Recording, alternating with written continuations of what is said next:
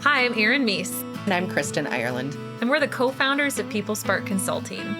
Welcome to our podcast, The People Spark, helping ag leaders step out of the weeds with clarity and confidence. We'll leave a little spark. We'll leave a little spark. So, Kristen. Yes. So where we left off last week was starting to look at, so we had talked about strategy, culture, goals. We started to transition into, as Erin called it, the second most sexy topic in human resources, which is job descriptions. So we started to talk about job descriptions last week. Do you know what, though? It really is. I really get excited about job descriptions, not from the task perspective, the clarity and direction perspective. I feel like I need to qualify that. And then we started to talk a little bit more about how this shows up in transitions. When leaders are transitioning. And it was fascinating because I was talking to Carol, who is a member of our team, and we were talking about the clients that we work with and how we have clients who are business leaders, business owners, kind of thinking about this transition of there's been a lot on my shoulders, and they're in very different places. So we have one client that we work with who is a business owner, acts as CEO and president, knew coming in that she needed to delegate a lot of the tasks that she had on her shoulders and kind of transitioned into something different. And she has done that to the extent, and I won't get into the details of it because I'd love to hear it from you, Erin, but to the extent where then she did that and then went, oh my gosh, now what do I do? We have one client, business owner that we are working with who is looking into the future, knows that they want to back out of the business and build up, kind of transition some of those responsibilities to others, also knowing that bigger picture they may looking at selling in the future. And so is ready to take those next steps, and we're planning those next steps. We have one client that we're working with that's kind of in that same place and kind of mentally knows that they need to and want to, but there's a hesitancy associated with it and is still leaning into it. And yet another client who is like, yeah, I get it. Mentally, I get that I need to transition some of these things. I'm not ready to do it yet, and is kind of saying no. So it was fascinating to sit back and think about, wow, we work with clients who are anywhere around this spectrum. And Erin, as you and I were talking about that, then you even started to talk about the feelings associated with that and how we can logically think about that as business owners, business leaders, what we know we need to do or not need to do. And yet that's a big change. Mm-hmm. And how people respond to that shift or change is fascinating. So absolutely. Would you talk a little bit more about, because you were like, oh, this is. Mm-hmm. Yeah. So with any of these and in any of the examples even that Kristen was sharing, I think there's nothing probably more personal than when you're starting to think about your business and transitioning some of your roles and responsibilities onto someone else, regardless of what kind of your reason is, whether it's to help develop somebody, to get something ready for a sale, or because you need to be taking on a different level in the business and hand it to your next generation or move it to that next generation. And what it brings up, right? That business so intimately, and you have this feeling of control or that sense of, if I know where everything is and how to do everything, right? I can do something about it. I have that sense of control. And what I thought, what started to come back to me was the thought of even some basic kind of concepts related back to change and change management. So one of the things when we're teaching our course on change management, one of the things that we talk about first is that any kind of change, whether that is looking at a positively perceived change that, yeah, this is something I absolutely want, or a negatively perceived change, that there is some kind of loss that's associated with that. So regardless whether that's a positive change or negative, there is a loss that someone will experience. So if I'm that business owner And I am starting to move some of these responsibilities to someone else to help them grow and develop, to help elevate the business. What I'm losing is maybe that's been my identity in the business Mhm. for a year, for 5 years, for 20 years or more. Mhm. And there's a loss that will create and kind of really just stimulate certain types of feelings and emotions that go with it that come back to one of my favorite models that we use a lot in change management around the Kubler-Ross grief cycle or Mhm. change curve, if you will. And these are, right, it's not a one and done. So I love that it's on this really nice, pretty little graph. And yet the way that humans experience these emotions is very different than one pretty little graph. Mhm. And just to kind of rewind a little bit, this Kubler-Ross model, if you have not heard of it, it's been around for a very long time. So Dr. Elizabeth Kubler-Ross in 1969 developed this model, and it was looking at the stages that a person will go through, the stages of emotion that somebody will go through from grief and grieving. And it starts with shock and denial, right? So the shock that there's something happening, the denial of this can't be true, right? Mhm. Am I sure about this? This wouldn't happen that way. Then it starts kind of moving downward into frustration and depression. And it can be a place where, because it's grief and grieving, we hang out for some time before we Mhm. start to move into that upward of experiment and start to think about, okay, what does that new normal look like? I might not be fully accepting of it yet, and I'm still going to take that next step to try to move forward before we get all the way up through decision and integration. And like I said, it's a nice, pretty little model. And yet the way that we experience those emotions can be very much back and forth throughout it. And as we move through that cycle. So I think about those kinds of leadership transitions and the loss of control, the loss of power, of responsibility, of identity, Mhm. and then some of those emotions that it strikes.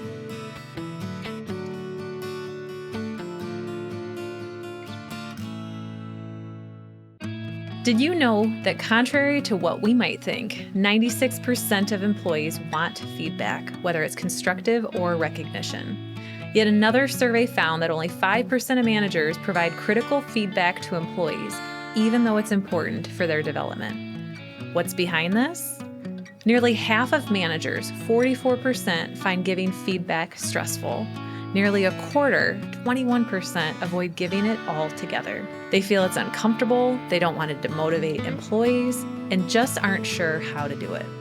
And the repercussions of not giving feedback end up impacting you and your business through lower productivity and profitability, decreased employee engagement, and increased employee turnover. I'm Erin Meese with People Spark Consulting. For the last several years, we've built our business around supporting ag supervisors and managers develop their coaching and feedback skills. Why? Because leaders coaching their teams create more engaged teams. And these more engaged teams create the workplaces that bring more employees into the ag industry. Our leadership transformation program was designed to be straightforward and practical, providing content in digestible chunks, supporting participants through personalized feedback, and providing participants an environment to learn with other ag leaders across the industry. You might only have a couple of managers or supervisors, or you might have an entire team of them. PeopleSpark works with you to find the best solution, whether it's joining an open cohort with other ag leaders or having a customized experience that works across your locations. In order to provide the most customized experience for each of our participants, these cohorts have very limited number of seats available each month. If you're interested in more information around what might work best for you and your team, just click on the link in the show notes below or directly go to developagleaders.com. As we talk about losses associated with things, especially when we're reflecting on our own behaviors, we don't always see that. Mhm. So, um, for shock and denial coming into from a I am choosing, or I need to choose, or I know logically that I want to choose, it can feel like you're not necessarily in shock or denial because you're the one that's there. I think that where that shock and denial comes through is um, what's holding us back or making us drag our feet Mhm. of the what is holding me back from doing this will Right. help us figure out some of those losses. And I do think that some of that, what we hear from business owners is um, a lot of that, a lot of that identity, that the Mhm. identity is wrapped up in a lot of that business or that role, even if it's not a business owner, a business leader. We have so many leaders in agriculture who have been in the industry in their roles for many years. So to think about transitioning that, that's hefty. But I think it shows up in that dragging my feet or putting up roadblocks is kind of that denial because we don't necessarily see that that's what's happening. Mhm. And as you say that, and I talked about kind of the different phases where people are at, I can see where they're at. That the business owner that I was talking about who has now started to make those changes and is going, now what? Um, that they're really into that experiment decision. This is what it's going to look like. And then that started the next change curve because then it became a loss because now you don't know what to do. Like, Right. I haven't done this before. I'm not sure what steps to take. And then it feels really uncomfortable. There's a loss. So she's starting her own change curve with Mhm. what her new normal is. I anticipate for those individuals that we see kind of in that kind of the valley that you talked about of they're starting to experiment and talk about it. And then you can, through conversations, you can start to swing back a little bit of, yeah, I don't know if I'm ready to give that up yet. Okay, yep, no, I know that logically makes sense. Yeah, I don't know if that's really where I want to go or where the business should go. And then so you can see them move back and forth in that process. Well, and I think, one thing you're bringing up here too, one symptom I would say that I would see show up when somebody might be kind of stuck in that first part, maybe that denial, Hmm. even frustration a little bit, is wanting to have decision-making ability. So, I want you to go and do everything. I still wanna weigh in on the final decision. Hmm. I still wanna have input on it. And it's not saying that there isn't a time and place for that. Part of it is defining up front in those things like job descriptions that we talked about decision making, is defining where does that final decision lie? Because Hmm. it's to empower the person you are handing that responsibility over to and saying, "This decision is yours," right? "I can support you if you want. This decision is yours." That also can help provide them with that support to be able to say, if you find yourself stepping in a little bit further of, "Hey, you wanted me to take this? You wanted me to own this. So I'm taking this decision on. This is part of my responsibility." And so it allows for those conversations to come up to help kind of shine the mirror back a little bit to say, in order for us to move forward, here's what I need to be able to do in my role. So what I've been reflecting on as we talk through this is it feels like we've almost leaned into this as a given. Like if you were in a business leader or you were in a business owner role, this is a given that this needs to happen, which it's not necessarily a given because people are in different times and different places. So at Mhm. what point do you think business owners and business leaders should start thinking about this path forward and whether or not that's the direction to go? I'm trying to So I figure out how to restate that because there's that you, as a business owner, business leader, you get to decide. So you get to decide of like, nope, I'm not ready yet. Nope, I'm not going to do that. Nope, that's not where the future is. And as we have those conversations and we say we might not be there, that could be an indication that we're kind of in that denial. So at what point do leaders need to think about transitioning things, Mhm. taking on different responsibilities, transitioning responsibilities to others to start moving through that? So I would actually rewind it a little bit further because I think prior to even getting to that point, having defined out what that vision is that we have for the business. So Hmm. what do I want to, so for at the end of 1 year, at the end of 3 years, at the end of 5 years, for me to say that my business has been successful, these are the things that are happening. And I don't mean just kind of the metrics of what's happening in the business, your throughput, your margin, all of that. I also mean, I think of several business owners that we work with. Are you home for dinner every night? Mm. Are you taking a 2-week vacation at some point during the year? Like, I've even had clients say, like, "I plan on being I wanna be camping, out in the West for an entire month." I said, "Great. That is the thing that I want you putting on that 1 year, on that 3 year, on that 5 year, wherever that makes sense." Because these are the things that I think even more so than a business metric sometimes can provide that North Star of why I'm trying to Mhm. do this. So for me to be able to do things like go on this camping excursion, to be able to transition some of these responsibilities and plan for that to happen, I need to be able to be comfortable in stepping into the handing this responsibility off to another team member.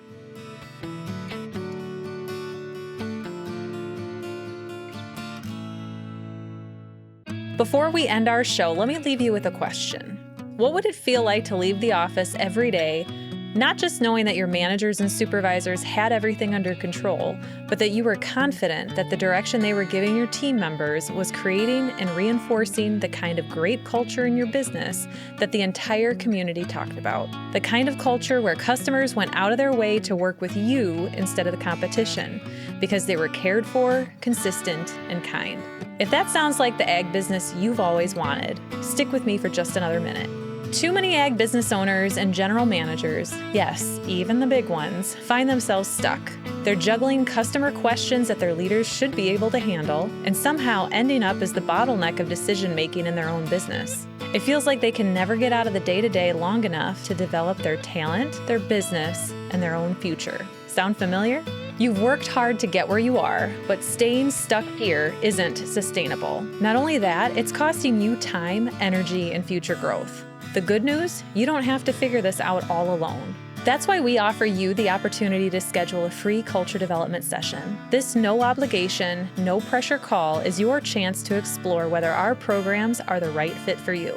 Our programs have helped ag businesses across the U.S. like you to build great work teams and cultures, retain great employees, and develop plans for your business's success, all while freeing up more time for you.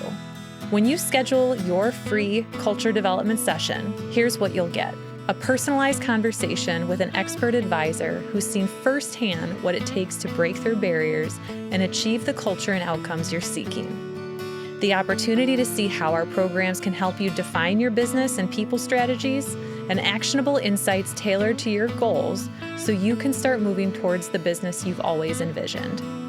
If you're ready to stop spinning your wheels and start building the ag business you deserve, here's what to do next. Visit this link in the show notes and book your free culture development session today. Don't wait, the next big breakthrough might be just one conversation away. Thanks for listening to today's episode. Are you checking your phone all the Yeah. time? Do you feel like you have to take your phone or your laptop or your work with you when you go places? There was a business leader we worked with recently, and one of the goals was taking more time off the following year, and owned the business for many, many years. And the goal was, I want to take 10 days off, not 10 days in a row. It was 10 days off. And I remember saying, how about we push for 20? And it was like this, what?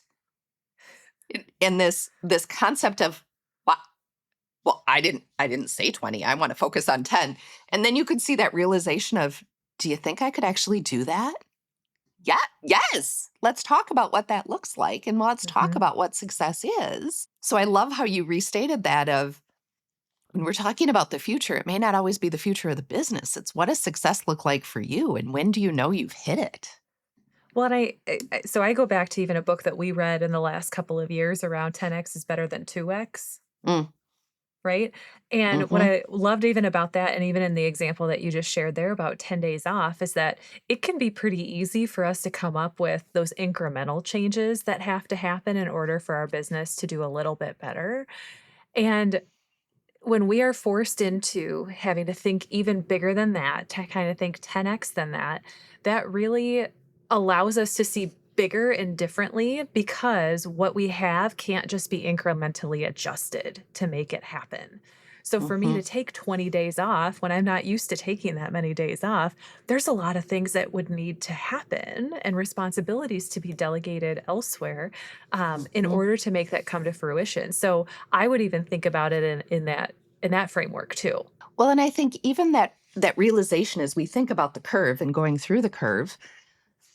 So we've talked about, you're kind of in that denial and when do we make that decision or not based on the goals and of the organization, and of the business owner and business leader of what do you want that future to look like.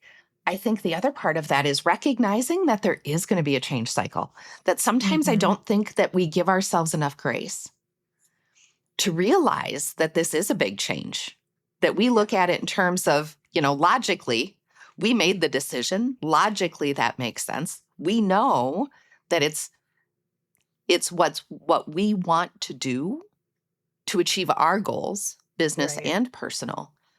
And even though if we agree, and even though we know that it's what we want, there's still going to be that hesitation, that frustration of either I'm not getting there fast enough or I don't know if this is the right thing, but honoring those feelings that we have in that process.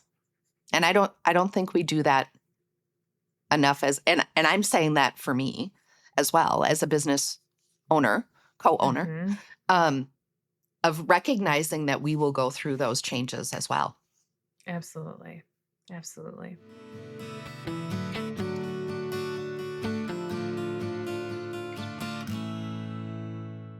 So, So, Kristen, huh, I'm uh-huh. thinking about our one thing for the I know that's what I episode. was just going to ask you about. Hmm. So, where my head goes in thinking about what we've covered today, for those business owners who maybe something like transition is on the near horizon, maybe it's on the far horizon, but at some point it's there. My one thing would be a reflection exercise in thinking about where do you find yourself hesitating on handing responsibility to someone else. What Hmm. what is the specific area of responsibility and what is the hesitation that you're feeling and being able to move that onward? Because I think even just taking that moment to reflect and even consider, okay, where could that be coming from? Or where might Hmm. that be coming from can be insightful to see, okay, what do I need to help me be able to be more confident in that next step? Hmm. What would you add? So I'm going to add two things. Okay. I know it's supposed to be my one, but I'm going to add two. Although we'll see if I remember my second by the time I get there. My one would be going back to your comment about defining success. We talked a few Mhm. episodes ago about defining kind of that strategy and goal of the business. What does success look like? We didn't necessarily talk about it in terms of success for you as a business owner or business leader. Right. So one of my two is going to be taking that moment to define that Mhm. and what success looks like for you within that.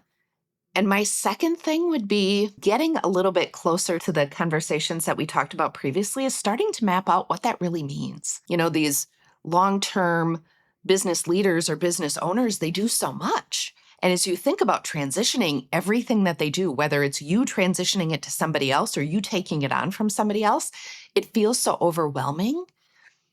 Start to break it down into really what are those responsibilities and putting some, I'm going to say structure, but some kind of guides around what that really means. Because the more we think about kind of chunking it out, that's going to be my Mhm. technical term for the day, chunking it out, the easier it can be to say, okay, well, this is what success looks like. I can more easily transition this. So to me, it makes it feel a little less overwhelming from a business owner, business leader perspective, because then you're really thinking about where do you want to still be engaged and at what level. And then it's easier to transition to the next person because then you're much more specific about what you're transitioning. So chunking it down makes it more more manageable. Yeah, I agree. So I that's agree. actually three. That's three for this one episode. It was a big episode. It was a big one. It was. I like to think Well, we're just overachievers. I'm just kidding. love it. I love it. Well, I want to thank you for joining us today on our podcast. I hope that you found some value in some of the information that we shared with you. As always, please like and subscribe, and we will see you on the next episode. Thank you. Bye.